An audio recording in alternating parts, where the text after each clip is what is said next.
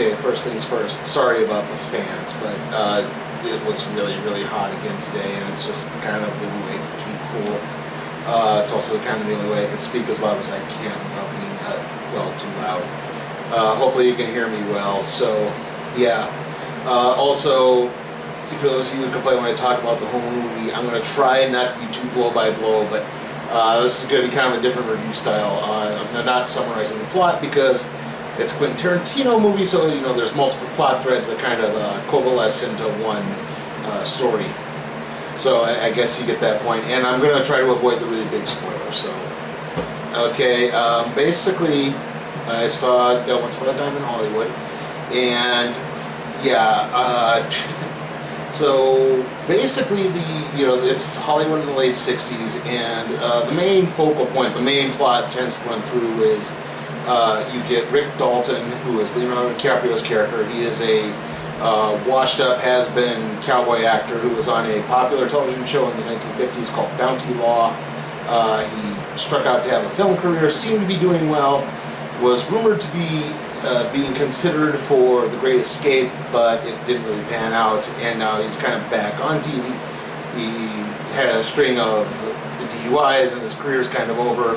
And now the idea is he always gets cast as the bad guy in other Western shows and other crime shows and stuff like that, because they want their tough guys to beat up the former tough guy. The show he was on, Bounty Law, he played a character named Jake Cahill, and so it's like, we want Ephraim Zimbalist Jr. to beat up Jake Cahill. We want this guy to beat up Jake Cahill. We want Mike Connors to beat up Jake Cahill. So you get the idea. Cliff Booth is his stuntman, but really he's more of his kind of personal assistant at this point because, like I said, Rick Dalton he's racked up a whole bunch of DUIs and his license has been revoked. So now his stuntman Cliff Booth, that's Brad Pitt's character, has to basically chauffeur him around and drive him around town. He does frequently house sit for him too, Rick has come to the realization that he's kind of a has-been, but he does have this offer to make spaghetti westerns in Italy, but he doesn't like it because he doesn't like the Italian film style of, you're going to speak English, but everyone else will speak Italian, and he needs English to be able to understand his lines, basically. When someone speaks Spanish, he doesn't know what they're saying. For example, on his Western show, when he's with a Spanish character, when they speak Spanish, he doesn't understand what they're saying. He just has to know what he has to respond to it. And he has the same problem in Italy when that rolls around. And Cliff, like I said, he's basically, he's the stuntman, he's the gopher, he gets coffee, he house sits for him, sometimes he fixes the TV antenna. And Cliff, it turns out Rick is living next door to Roman Polanski and Sharon Tate. Sharon Tate is played by Margot Robbie. And, what's going to happen with that, but I'll try to get to it. And basically, Rick sees this as, if I can get in with Polanski, my career could be saved. Maybe I don't need to do all these spaghetti westerns just to make ends meet. And this also causes Cliff to have an encounter with the Manson family, but it's not a very positive one. I will say this, the whole Sharon Tate, Charlie Manson bits are not as prevalent. They're sort of prevalent. Like Sharon Tate goes to the Matt Helm movie that she was in. Matt Helm, for those who maybe aren't aware, was basically James Bond, but played by Dean Martin. So he was this kind of Vegas lounge detective character, but also did a lot of, like I said, was also kind of a James Bondy type. They're very interesting movies, I will say that. And so, but that's kind of like the prominent thing. You just see her kind of bopping around LA. They go to the Playboy Mansion. She has a friend who is her former fiance, Jay Sebring, who lives with her at the house while Polanski is off shooting his movie in London. And like I said, of course, the Charles Manson family gets roped into this because they're staying at the ranch where they used to shoot the show Bounty Law that Cliff was a stuntman on. He starts kind of poking around saying, hey, is the guy who owned the ranch still here? And he starts asking too many questions, and he does not get on the family's good side. But yeah, it's again, it's basically you spend a day with Rick being a bad guy on this pilot for a new television show, a new Western television show. You then get again Rick trying not to do spaghetti westerns, but it seems like everything's going for it. You get Cliff being Rick's personal assistant, basically, and then you get Sharon bopping around LA, and that's kind of how everything goes. And then we kind of get this little montage to encapsulate what happens over the next 6 months. Obviously, Sharon Tate gets pregnant, and Rick and Cliff actually do go to Italy to make the spaghetti westerns, and he also makes a spaghetti spy thriller. And along the way, it's like they do really well, and Rick does make a lot of money. Unfortunately, he winds up spending a lot of money, and he winds up getting an Italian wife, and then they come back on the fateful night, and that's where I'm going to stop. Like I said, this movie is it's quintessential Quentin Tarantino, and given it's something that happens in the film, I think only Quentin Tarantino really could have made it. Or anything else would have been considered really upsetting. But again, without spoiling. But like I said, Quentin Tarantino, he puts this deft touch to everything. There's that wry humor. There's the film dialogue. The characters are really relatable in a way. Like you kind of get the idea. Rick was this big kind of. He was a big time star. He was in movies. He was the most popular guy on TV. He's got this nice house in the Hollywood Hills. Yeah, but you can see it's starting to fall apart for him. He's not making the money. Cliff is having problems too because he has an incident with Bruce Lee. There's also another subplot that doesn't really go anywhere, unfortunately. Like I said, Margot Robbie as Sharon Tate is almost dare I say spot on casting. It's really there's some unique effects because they do kind of for lack of a better term, Forrest Gump. Ironically enough, Forrest Gump Leonardo DiCaprio into The Great Escape. They Forrest Gump Margot Robbie into the Matt Helm movie. So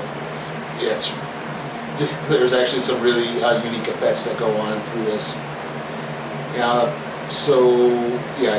Again, anymore, and I'm going to get really into spoilers, so I can't get too far into that.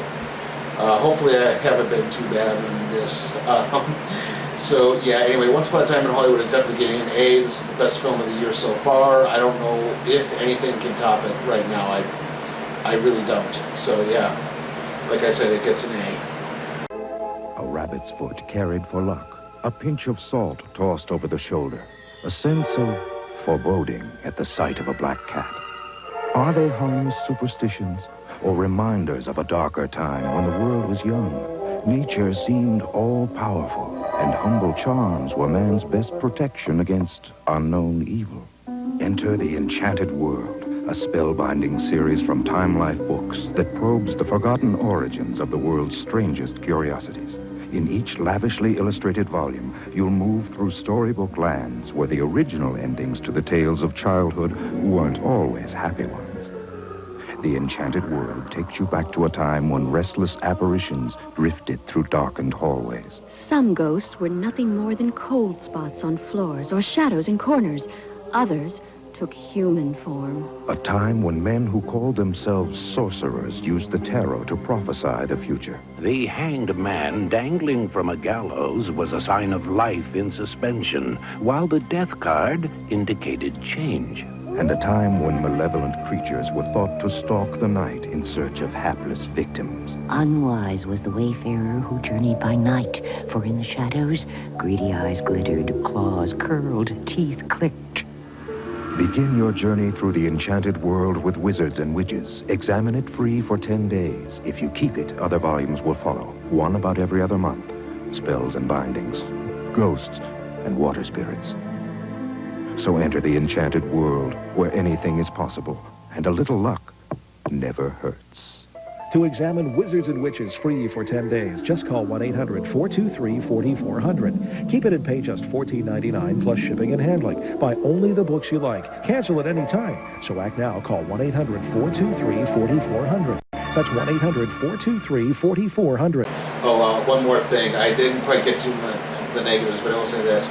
If there is one negative about the film, the ending drags. It goes way too long. It's practically 20 minutes, and it really doesn't need to be They could have easily tightened that up a little bit. Anyway, let's get to the trailers. It is trailer time, and we had a lot of trailers before this. This is why it's so late. I had a 7:30 showing, and it's now 11 o'clock. This thing is almost 3 hours long, especially with the trailers. Mostly, in fact, all new trailers. One, not quite all new. We did a couple from before here. First up is Knives Out. That's new Ryan Johnson whodunit mystery thriller with Daniel Craig and Chris Evans.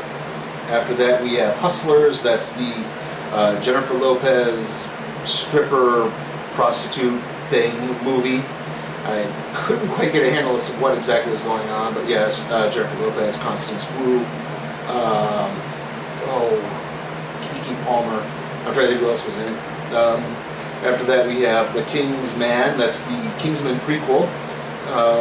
After that, we had Queen and Slim. That's a new kind of, well, they're called the new Bonnie and Clyde, but it's these two people are out on a date. They're both African American. They get pulled over by the cops. They have an incident where they lash out and they kill a couple, and after that they have to go on the run. And some people are kind to them, and some aren't. After that, we had Gemini Man again. We had The Goldfinch. That's I'm trying to think. It's hard to explain. It looks like it's about a guy who, when he was a kid, he was in an art museum that got caught up in a terrorist attack, and I think he stole a painting he liked. That's all I got. Then we had The Kitchen again. I talked about that. That's the Melissa McCarthy, Tiffany Haddish. Sorry, it's late. The Melissa McCarthy, Tiffany Haddish movie about the mobster wives who basically form their own mob. The new Charlie's Angels movie. Looks all right. And finally, ending things is, okay, what did I say? Day in the Neighborhood. Boy, what did I write here? Beautiful Day in the Neighborhood. That's the Mr. Rogers biopic. Sorry about that. Yeah, again, it's late and my writing's not that great. So the next video after this is going to be the random trade review on Planetary Volume 1. I've got the audio stuff, I got the scans and stuff. I haven't gotten the on-camera bits because something happened and I was really busy today, so I'll have to shoot that tomorrow. See you all next time.